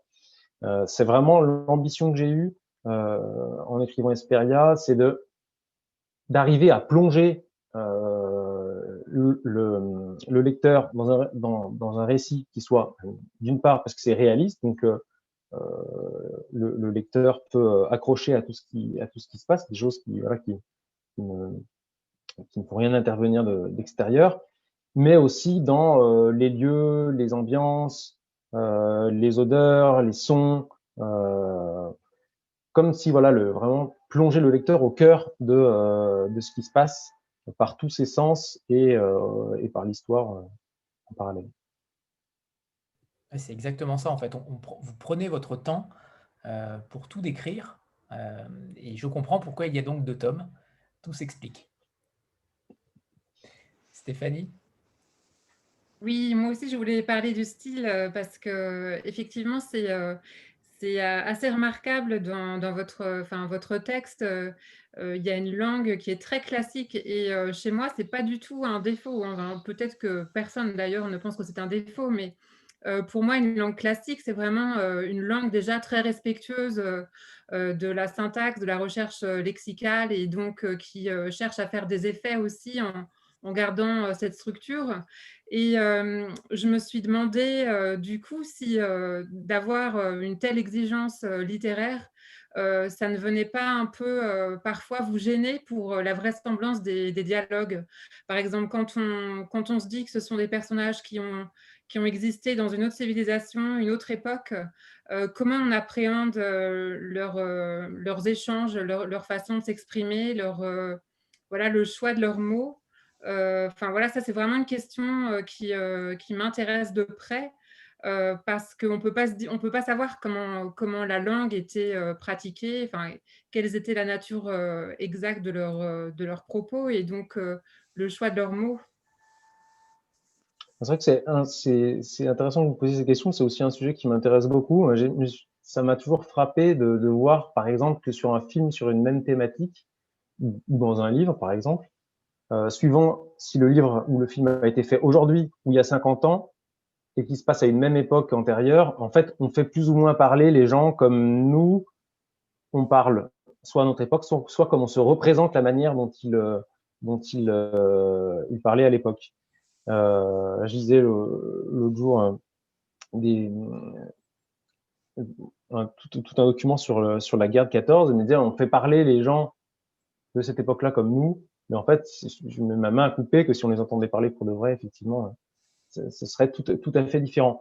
Du coup, là, moi, j'ai pris le parti de garder une langue qui reste à peu près celle de notre époque, peut-être un petit peu plus polissée que celle qu'on utilise nous dans la vie de tous les jours, en sachant quand même que il y a un certain nombre de dialogues qui sont aussi des échanges relativement formels entre des diplomates, entre des gens qui sont pas non plus qui pour l'époque ont reçu une certaine éducation. On parle de princes, de notables. Après, effectivement, c'est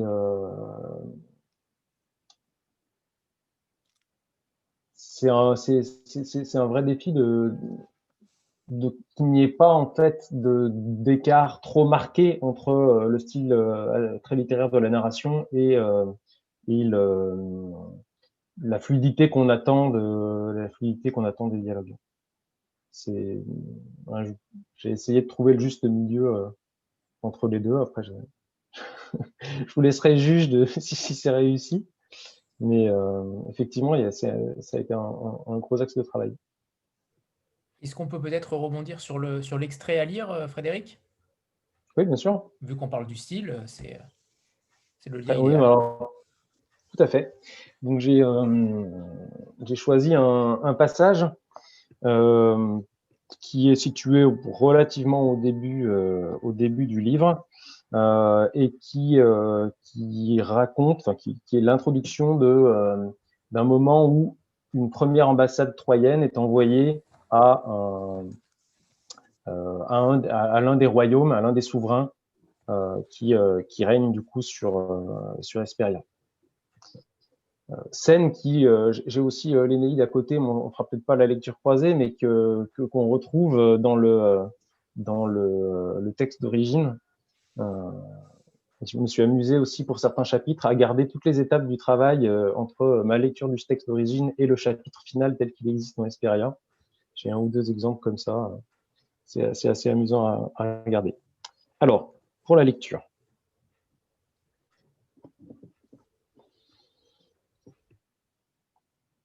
Donc ça se passe dans une ville qui s'appelle Laurentum et ils viennent voir le peuple qui habite là s'appelle les Latini et son roi s'appelle Latinus. Ouais. C'est aussi un des noms que j'ai conservé de l'Énéide d'origine. L'intendant du roi des Latini poussa un battant, puis l'autre, et s'écarta pour laisser passer les Troyens. « Je vous en prie, entrez. Latinus vous attend ici, dans la grande salle de réception. » Nicias avança le premier, suivi de Wilsénas et de Ménestéos. À la grande surprise de ce dernier, après l'extérieur plus que modeste du palais, il se retrouva dans une pièce relativement vaste, brillamment illuminée par des torches et des lampes à huile. Les murs, qui soutenaient d'énormes poutres noircies par la fumée, étaient ornés de trophées, arrachés sans doute à des ennemis vaincus ou des cités conquises. Des roues de chars qui côtoyaient des armes, des pièces de bois brisées qui avaient dû être des verrous de porte, et même une sculpture extraite de la proue d'un navire. Nestéos considéra d'un œil inquiet ce butin disparate, amassé au fil d'innombrables conflits et disposé là pour impressionner les visiteurs. Il se demanda s'il reflétait l'arrogante assurance d'un royaume puissant, invaincu depuis des décennies, ou s'il s'agissait d'un simple avertissement montrant à quiconque serait animé d'intentions belliqueuses que les Latini savaient se défendre et que nombre de leurs adversaires en avaient eu la preuve. Il observait encore d'un regard circonspect la statue qui se dressait au centre de la salle, un vieillard assis sculpté dans un bloc de tuf, un bâton augural posé en travers des genoux, lorsque Wilsénas le rejoignit. À mi-voix, l'ambassadeur désigné par Aenéas lui rappela. « Laisse-moi parler. Ne dis rien si je ne te le demande pas, mais essaie d'observer leur moindre réaction.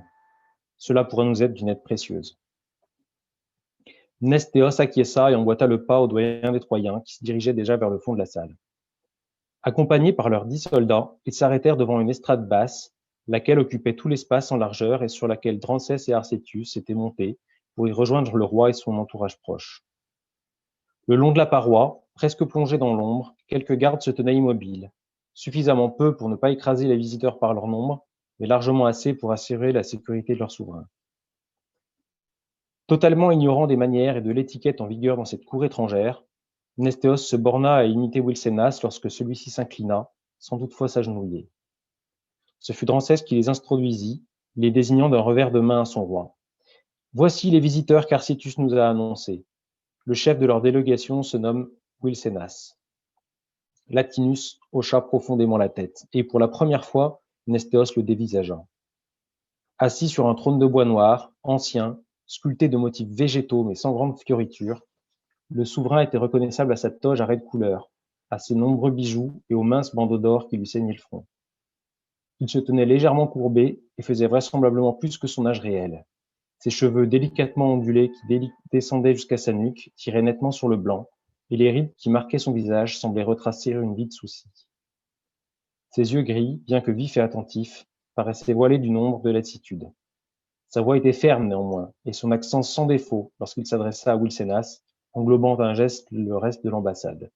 « Soyez les bienvenus dans mon palais et sur mes terres, étrangers. » Il ne se leva pas, comme l'aurait voulu la coutume à Wilusa, mais demeura assis. Il écarta les mains, paume vers le haut, sans doute en signe de paix et d'hospitalité. Il continua. « C'est sur le domaine ancestral de mon peuple que vous avez échoué vos navires et commencé à construire votre camp. Les rives du fleuve Albula et la plaine qui les entoure ne nous ont jamais été disputées, aussi loin que remonte la mémoire de mes aïeux et nos traditions. Pas même par les Racénas, nos voisins du nord. » Nestéos se tourna vers Wilsénas, mais l'ambassadeur ne prononça mot et se contenta de baisser le visage vers le sol en signe d'acceptation. Latinus poursuivit. « Comme je vous l'ai déjà dit, vous êtes les bienvenus. J'attends néanmoins que vous m'expliquiez les raisons qui vous ont poussé à remonter le fleuve, que vous me disiez ce que vous attendez de moi et des miens. » Voilà, je vais m'arrêter là. Merci Frédéric. Mais je pense que c'est assez représentatif à la fois de l'adaptation que j'ai pu réaliser de l'Énéide, au sens où, par exemple, on retrouve un certain nombre des éléments de la description du palais qui sont repris ici. Alors, il faut savoir que Virgile aime énormément les énumérations. C'est vrai que ça fait partie aussi peut-être des différences qui peuvent vous faire plutôt lire Hesperia que Virgile, c'est-à-dire que c'est quand même beaucoup plus facile d'accès. Les poètes latins, ils aiment bien les très longues énumérations. On a peut-être 10 pages ou 15 pages dans l'Énéide de Virgile énumère les différents chefs de guerre qui composent l'armée des Latins. Aujourd'hui, on raconterait pas les histoires de cette manière. Et pareil, dans les descriptions, il a une manière aussi voilà, qui est assez différente de la nôtre de décrire. Et c'est aussi assez représentatif du travail, disons, documentation et on évoquait tout à l'heure l'archéologie expérimentale, de recréation de ce que pouvait être le passé à cette époque, notamment par exemple dans la tenue du roi. J'ai repris des tas d'éléments qu'on sait aujourd'hui, soit par les récits qui ont été faits à l'époque, les historiens romains qui décrivaient la vie de leurs ancêtres, ou qu'on a pu retrouver, nous, dans les tombes, dans des monuments divers, des sculptures notamment, de la tenue du roi, par exemple, son bandeau, tout ce genre de description est aussi historique, aussi archéologique, aussi plausible que j'ai pu faire en fonction des informations dont on dispose aujourd'hui. Je rebondis sur une question du chat par rapport, c'est Pauline qui posait cette question par rapport à l'âge de lecture. Est-ce que vous le conseilleriez à partir de quel âge? On est en train de réfléchir, on dit entre 12 et 15 ans. Je ne sais pas si c'est jeune ou pas assez. Frédéric? Oui, moi je dirais dans ces eaux-là, j'aurais oui, un adolescent au milieu de l'adolescence. Moi, je pense même 10-11 ans, non, peut-être 10 ans, non, c'est un peu tôt. Oui. 12 ans, hein, le début d'une adolescence éclairée. 12 ans, c'est pas mal. Après, je pense en termes de thématique, c'est abordable largement pour cet âge-là. L'écriture est aussi plus jeune. Enfin, ce que je veux dire par là, c'est qu'il n'y a pas un jeune adolescent va pas trouver de choses trop choquantes dans le récit. Je veux pas décevoir certains, mais il y a par exemple pas de scènes de sexe qui sont Vous décrites, avez donc il bien y aura pas ciblé de le public, en effet. voilà. C'est donc, je veux dire, quelqu'un qui a même 10 ans sera pas choqué par ce genre de choses. Il y aura des scènes plus violentes. Donc ça, c'est aussi suivant la sensibilité, je pense, de, de la personne. Après, en termes de thématique et d'écriture, ben, vous avez bien aperçu, c'est pas destiné à un jeune public, mais c'est accessible. Naomi? Oui, j'aurais une autre question dans le prolongement des questions précédentes d'Anthony et de Stéphanie. Alors, concernant le style et le genre, j'aimerais savoir dans votre parcours de lecteur quels sont les genres littéraires et plus particulièrement des titres précis dans ces genres qui vous auraient marqué. Et est-ce qu'il y a des écrivains ou des écrivains, oui, qui vous auraient marqué stylistiquement, c'est-à-dire par leur écriture, dans leur écriture, il y a eu une influence sur la vôtre? Et si oui, lesquels et dans quelle mesure cette influence est-elle présente à des degrés plus ou moins divers dans vos différentes œuvres? Oui. Alors, je suis un lecteur assez éclectique, c'est-à-dire que je vais lire aussi bien des romans historiques, de la science-fiction, des thrillers, du policier. On mentionnait aussi tout à l'heure de la fantasy.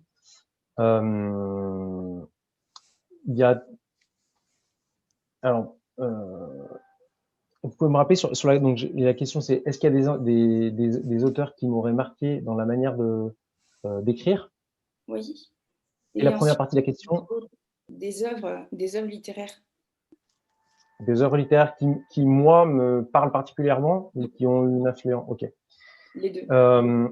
Alors il y a deux auteurs qui sont cités à la fin de cette période dans les remerciements parce que je pense qu'ils ont tous les deux une place particulière vis-à-vis des périodes puisque c'est eux qui m'ont conduit à m'intéresser à Rome, à me réintéresser à Rome en tant qu'adulte et d'ailleurs à aller visiter Rome pour la première fois, qui sont Robert Harris et Steven Saylor. Alors, je ne sais pas si vous connaissez Robert Harris, c'est un auteur plutôt de thriller et notamment de thriller politique, mais qui a fait une trilogie où en fait il retrace toute la carrière de Cicéron, qu'on connaît pour avoir pour avoir été un avocat romain, mais qui a aussi eu une carrière politique très intéressante juste avant l'arrivée au pouvoir de César. Donc voilà, cette trilogie sur Cicéron, donc je les ai derrière moi. Le premier tome s'appelle Imperium, a énormément compté dans mon retour à Rome. L'autre auteur en question s'appelle Steven Saylor. C'est un auteur, lui, de romans policiers, mais qui se passe aussi à la même époque, à la fin de la République romaine, au début de l'Empire, qui a toute une série avec un personnage principal qui s'appelle Gordianus ou Gordien, suivant les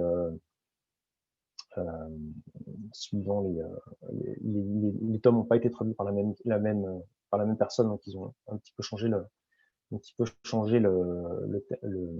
nom. Donc ces deux auteurs-là sont vraiment parmi mes auteurs préférés. Je suis en train de lire un roman de Robert Harris que j'avais pas encore lu. À côté de ça, en termes de, je peux dire peut-être mes livres fétiches dans les autres styles. J'ai été un très grand lecteur de Bernard Werber à une certaine époque. Je pense que j'avais à peu près tout lu jusqu'au milieu des années 2000, fin des années 2000. J'aime beaucoup aussi Ken Follett. Et c'est vrai que on peut retrouver aussi certaines choses de sa manière de raconter les histoires dans Hesperia, au sens où voilà, ce sont des récits historiques avec plusieurs personnages, et lui aussi place beaucoup l'humain au centre de sa narration. Peut-être quelque chose qui en termes de fantasy, bon, j'ai une très très grande admiration pour George R.R. Martin, donc l'auteur dont tout le monde connaît aujourd'hui la série Game of Thrones. Et moi, j'ai commencé à lire ce qu'il a pu écrire au début des années 2000, donc bien avant qu'on parle de cette série. Et d'ailleurs, ça amuse beaucoup mes amis, mais je suis une des rares personnes qui a refusé de regarder la série parce que je veux lire les livres et je veux pas avoir mon imagination polluée par les images que j'ai pu voir par ailleurs. Et là aussi, je pense qu'on a aussi une partie de son influence dans le fait d'avoir des chapitres par personnage avec une focalisation interne très marquée, où dans chaque chapitre, on est vraiment dans la tête du personnage, on voit par ses yeux, on a ses pensées, et on est hermétique à ce que les autres peuvent penser en dehors, hormis bien sûr ce qu'ils peuvent exprimer par la parole.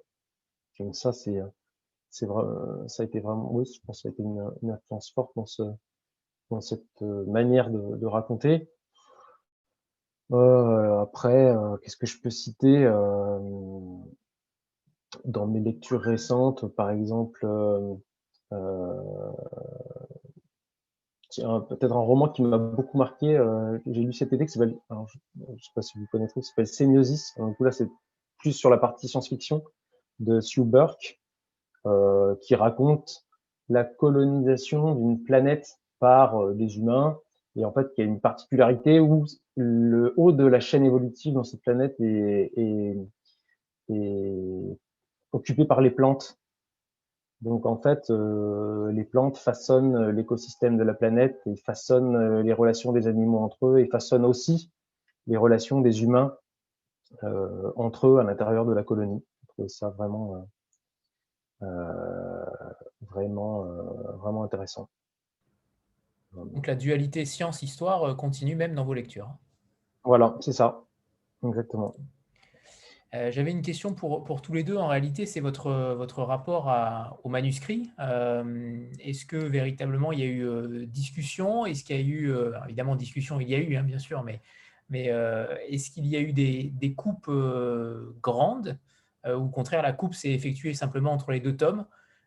Comment s'est passé votre travail à tous les deux? Et avec Julien aussi, j'imagine. Alors c'est là où justement Julien aurait été le bienvenu.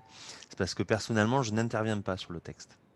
Donc, je fais la sélection du texte initial, puis je fais partie du trio de votants pour choisir ou non un texte. Alors, quand il est déjà traduit, quand il est hors traduction, il y a un peu plus de personnes qui nous accompagnent dans le comité de lecture. Mais après, sur le texte en lui-même, moi, je ne touche pas. Donc, c'est là où je ne peux pas répondre. Je vais laisser Frédéric nous raconter comment il a pu travailler avec Julien. Oui. D'ailleurs, bon, j'aurais bien aimé qu'il soit là pour pouvoir lui réexprimer devant témoin toute ma gratitude pour son travail. Alors sur le découpage en lui-même, effectivement, donc c'est un travail qu'on a fait avec Julien, qui m'a laissé libre en fait de proposer l'endroit où je pensais que c'était le plus pertinent de couper. Et il y a quand même eu un petit travail de réajustement à faire, au sens où moi j'ai expliqué tout à l'heure rapidement, mais en gros on a le livre est découpé en 6 champs et les champs sont séparés par des chapitres intercalaires qui racontent la nuit de la chute de Troie. Donc là, du coup, comme on découpait, il y avait plus le bon nombre de chapitres, donc on a pu réorganiser un petit peu les choses, étoffer certaines parties qu'il y avait pour pouvoir permettre de faire un chapitre supplémentaire. Et puis on a un petit peu retravaillé, disons les derniers chapitres de chaque personnage dans le tome 1 pour pouvoir faire disons un petit bilan de là où ils en sont à la fin de ce premier tome dans leur arc narratif personnel pour pouvoir ensuite reprendre de manière fluide dans le deuxième, mais en ayant quand même disons que ce soit pas une coupure brute comme on peut avoir parfois. J'ai déjà lu des livres qui sont un tome en anglais et coupé en 2 ou 3 en français, et l'éditeur a coupé le texte et puis basta, et on reste vraiment en suspens. Que là, ça fasse quand même un ensemble où il y ait une fermeture temporaire des différents arcs narratifs, du moins une pause à la fin du premier tome. Pour que ça fasse trois brutes. Le tome 2 qui s'appelle d'ailleurs Les Souverains du Latium. Voilà, alors tout à fait. Justement, par rapport à ça, Franck et Frédéric, déjà, quand va-t-il sortir s'il n'y a pas de problème sanitaire déjà? Alors, il est prévu pour le 25 février, normalement, le tome 2. Sans parler de problèmes sanitaires, il y a aussi la phase de commercialisation qui est problématique, puisqu'elle devait intervenir sur le dernier trimestre de 2020, et avec une partie de confinement, ça a été fortement limité. Donc, on va voir un petit peu ce qui se passe sur le premier trimestre sur le presque 2 premiers mois de 2021, mais oui, fin février. Et Franck, par rapport à tes sorties qui vont donc arriver dans les mois prochains, est-ce qu'on peut peut-être parler des autres livres que tu vas sortir? Oui, alors il y a 2-3 livres qui vont sortir sans compter Esperia tome 2 bien entendu. Il y a un livre qui s'appelle Écrit de l'intérieur et qui est le premier livre d'analyse critique de l'œuvre d'un auteur coréen, écrit par Jean-Claude de Crescenzo, le nom est familier. Et puis on a fait un petit pari sur je veux pas dire de bêtises, avril et mai. En fait, on sort le même livre avec 2 ISBN, 2 couvertures et peut-être 2 titres différents. Et puis 2 contenus, puisqu'en fait, on investit pour la première fois le rayon jeunesse avec de la littérature coréenne, où on sort un titre qui s'appelle, alors on n'est pas encore sûr du titre, mais Ma sœur Mongchil pour la version jeunesse et Mongchil, une enfance coréenne pour la version adulte. Et c'est un genre de petit pari qu'on a voulu faire parce qu'on a souvent des problèmes de positionnement. Parce que quand on a un titre dans un rayon de librairie, il est parfois exclu des autres rayons, et on trouvait ça un peu dommage, puisque c'était un livre qui s'adresse aux adolescents justement et qui était à la fois, de par la thématique traitée, totalement abordable par les adultes. Voilà, donc c'est un enjeu pour nous aussi de ce premier semestre. Et sur le deuxième semestre 2021, pardon, j'étais déjà en 2022, on a donc le numéro 5 de la revue Kelmadan qui va sortir au format papier. Donc, je suis assez content parce qu'on l'avait interrompu depuis 2016. Donc, 4 ans après, elle revient, presque 5.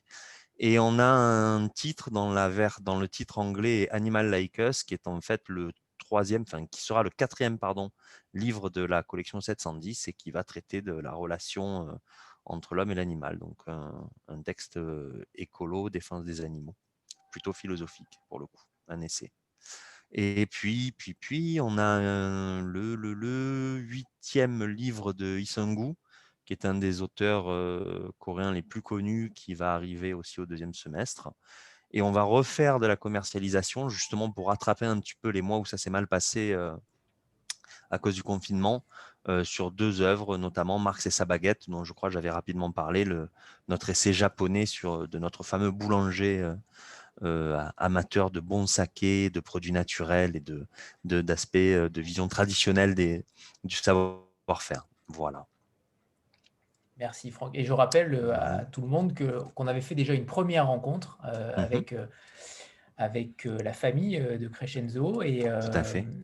qui avait été d'ailleurs magnifique, avec une lecture en coréen voilà, qui était très belle. Oui. Pour l'anecdote, en fait, elle venait de se réveiller. Mais elle l'a très bien fait. Elle a masqué. Très bien fait. On a pour habitude de faire une petite photo de groupe avant de nous quitter. Donc voilà, préparez-vous. 3, 2, 1. Je laisse Karine revenir. Voilà, parfait. C'est parfait. Merci beaucoup.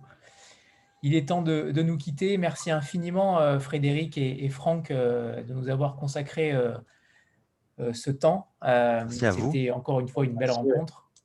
Et écoutez, on va tout faire pour qu'Hesperia continue de trouver son public, parce qu'il le mérite. Et c'est une superbe épopée. Donc, en tout cas, comptez sur nous et déjà sur moi pour en parler. Voilà. J'en profite pour glisser que Hesperia fait partie des livres à gagner sur le concours Instagram qu'on a lancé pour ces derniers jours de Noël. Donc, pour ceux qui ont envie de le découvrir, ça peut être un des moyens. Parfait. Parfait. Très bien. Merci à tous et passez de bonnes fêtes. Merci à vous. Très bonne soirée et de bonnes fêtes de fin d'année. Au revoir tout le monde. Et quant aux autres, à très bientôt. Au revoir. En 2021. Au revoir. Salut tout le monde. Au revoir. Merci. Au revoir.